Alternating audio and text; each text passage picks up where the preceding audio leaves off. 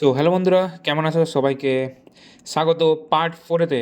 তো আমরা সকালের ব্রেকফাস্ট করে নিচ্ছি, নান এবং ঘুগনি।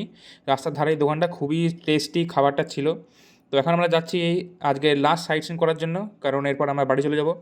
তো এখন আমরা যাচ্ছি একটা পাহাড়ের কাছে, আর এখানে হচ্ছে তুলো চাষ হয়। মেন জিনিসটা হচ্ছে পাহাড়টা, জাস্ট দেখো কত সুন্দর একটা, খুবই সুন্দর এই জায়গাটা। মানে এত জায়গাগুলো ঘুরলাম, এই জায়গাটা খুবই সুন্দর লেগেছে। মেনলি হচ্ছে আমরা এই 4-5 জন ছিলাম তখন, লোক ফোক ছিল না।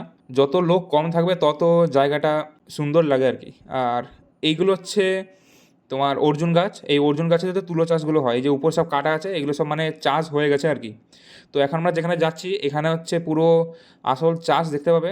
সেখানেও এখন নেই, মানে আমরা যাওয়ার ঠিক আগেই, 1 সপ্তাহ আগেই সব কেটে নেওয়া হয়েছিল, মানে চাষবাস হয়ে গেছিলো। এবার তোমাকে দেখাবো ওখানে পুরো পাহাড়টা কেমন।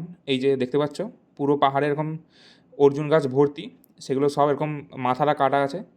এগুলো আবার হবে, দিয়ে আবার হয়ে যাওয়ার পর এই যে এরকম, এগুলোকে কুকুন বলে, তোমরা এখান থেকে প্রসেসিং করে ওই কটন ফটনার তৈরি হয়। তো বাড়ি ফেরার পালা। হোটেলকে বলে দিলাম বাই। এবারে আমাদের এখান থেকে গাড়ি চলে আসবে, এখান থেকে চলে যাবো বাঁকুড়া, দিয়ে বাঁকুড়া থেকে সেই আমাদের ট্রেন আরণ্যক, ওতে করে বাড়ি। তো সিরিজটা কেমন লাগলো কমেন্টসে অবশ্যই বলবে। তো আজকের মতন এতটাই, দেখা হচ্ছে তোমাদের সঙ্গে আবার নতুন সিরিজে। বাই।